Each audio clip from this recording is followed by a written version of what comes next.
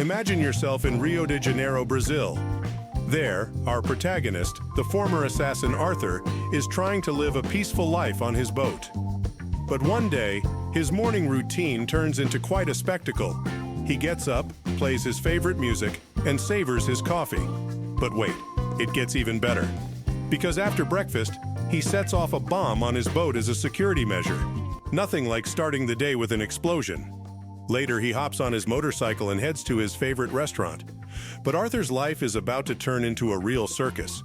A mysterious woman sits at his table. And yes, she knows Arthur used to be an assassin. She asks, "What do you want?" He replies, "A job as a hitman." Arthur isn't too thrilled about the idea of returning to a life of crime. But the woman makes him an offer he can't refuse. If he doesn't accept, she'll reveal his true identity and turn him over to the authorities. Arthur takes out his phone to make a call, but instead, flash asterisk. He takes a photo of the girl. She pulls out a gun, but our hero stops her by activating his superpower of using a table as a weapon. Several thugs rush at him, but bam! Arthur stops them all. As he watches the security cameras, he sees more people approaching. The show must go on. So Arthur jumps over a railing and, splash, lands on a cable car. The thugs follow, shooting at him but missing every shot. Until after many jumps, he leaps and lands on a hang glider. And behold, our wizard Arthur has disappeared. At night, Arthur returns to his boat, but surprise! There are two people on board, so he activates the bomb and boom, everything explodes. Then, he heads to the port, enters a container, and burns all his documents, ready for a new life. The next day, Arthur flees to a paradise island in Thailand. There he reunites with his old friend May, who has a complex of rooms. But that's not all. Arthur pulls out a briefcase full of secret documents, phones, and mystery. He starts investigating the woman from the restaurant and discovers she works for a villain named Crime. But what would a story be without romance? Meanwhile, a woman named Gina appears on the scene. She has wounds on her arm, and May tries to help her. But Gina keeps her secrets. At night, May sees a man hitting Gina on a sailboat. Oh no! May runs to get help from Arthur, and here comes the drama again. The man refuses to stop and pulls out a gun, but Arthur defeats him in a thrilling duel. The hero wins over the damsel in distress. After saving Gina, Arthur asks Mike to take her to the hotel. Then, Arthur examines the sailboat and finds passports and a photo of himself on one of the phones. Arthur burns the sailboat to eliminate the evidence and confronts Gina. He asks her why she has his photo and if she also works for Crime. Gina admits that she works for Crime because they have threatened her.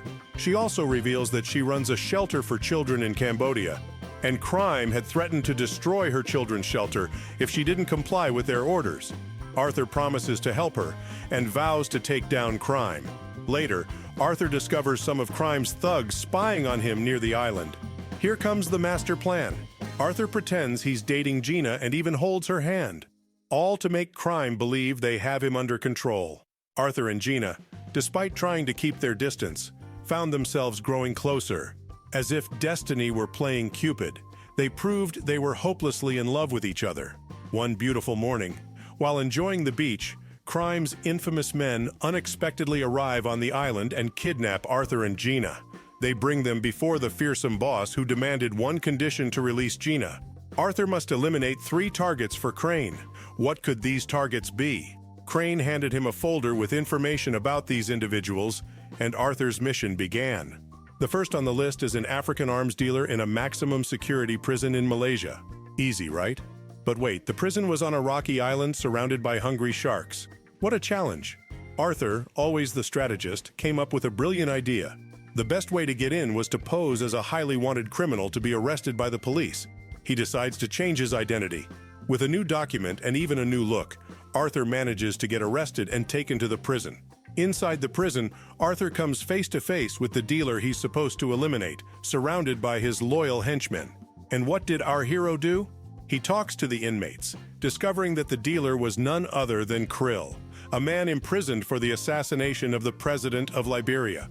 Arthur waits for the right moment, even protects Krill from an attack by another prisoner. He earns Krill's respect, who invites him to dinner. What could go wrong? Hold on, here comes the drama. While Krill and Arthur were dining, The hero strangles the dealer and adds poison to his food. It looked like an accident, but it wasn't, and that's not all. He then covers himself with a substance that repels sharks and blows a hole in the prison wall. Spectacular escape, while Crime's men awaited him on a boat.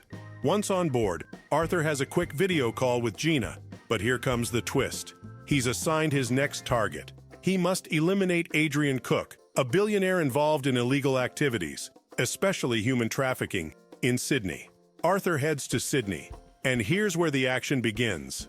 Adrian lives on the top floor of a skyscraper, surrounded by guards and with bulletproof windows. How will Arthur do it? A brilliant idea takes over our protagonist. He decides to infiltrate from the apartment just below Adrian's, which was for sale. Our protagonist pretends to be a buyer, but only takes a photo of the apartment keys. Then, Arthur devises a meticulous plan and manufactures a device to break the bulletproof glass. The next day, posing as a maintenance worker, he enters the apartment with the duplicated key. And he does it. He breaks the glass and reaches the rooftop floating pool, creating a whirlpool that causes Adrian to fall to his death from the water. A masterful assassination. But here comes the tension.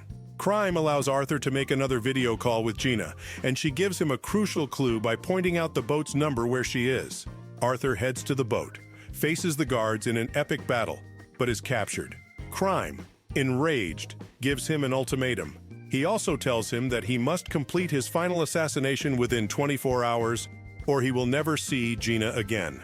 And so we come to Arthur's third target, Max, one of the biggest arms dealers in America. But now, Max is hiding in Bulgaria. Arthur faces the most colossal challenge of his life, as Max, his third target, is one of the most powerful people in the world. Max has built his fortress on a majestic seaside mountain, an impenetrable base where he has even installed a secret shipyard for submarines loaded with intercontinental missiles. No one has managed to enter or leave this base without permission, and those who have tried have met a fatal fate. But our fearless protagonist doesn't give up. Arthur learns of a medical helicopter scheduled to take off for Max's base, and this could be his ticket in.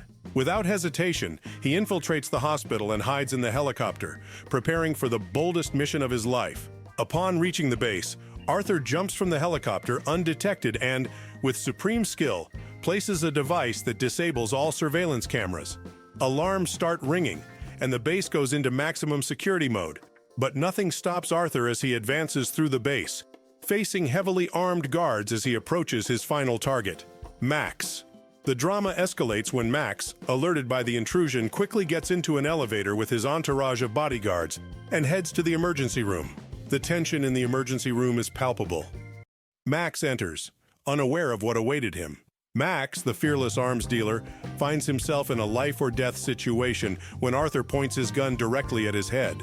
Instead of panicking, this tough guy asks with a smile to his mysterious attacker, "What the hell do you want?" What a character! Arthur, revealing his sinister purpose, confesses that Crime, the feared boss, sent him to eliminate Max. But here's where the plot thickens. Arthur has an ace up his sleeve, a master plan, double excitement. With an evil grin, Arthur proposes an alliance to Max. Work together to dethrone Crime? What a surprise! Max, who always dreamed of being the sole king of arms in the area, can't resist Arthur's offer.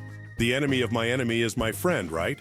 The two masterminds devise a bold plan. When they're ready, Max and Arthur put it into action. Their first step is something spectacular, blowing up a part of Max's base to simulate Max's death. Boom! Spectacular! Then, Arthur takes Max on a thrilling escape across the ocean to a remote island, where no one will be able to find Max. The news of the explosion spreads quickly, and Crime from his lair watches everything on the news. I can't believe what's happening. Arthur, with a satisfied smile, calls Crime to announce that he has completed his task. But Crane wants proof. Is Max really dead?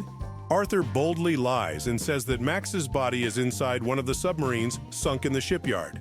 Crime, furious but cautious, orders his men to verify the truth. And now, the key moment. It turns out that all of this was an elaborate plan by Arthur to separate Crime from his men, who had departed in search of Max's supposed corpse. Arthur places explosives in the shipyard, and when Crime's men arrive, boom, he quickly gets rid of them. Arthur continues his epic revenge by climbing onto Crime's boat, eliminating his guards one by one. The tension builds until he ties Crime to the boat with a chain. The timer on the explosive reaches its final countdown.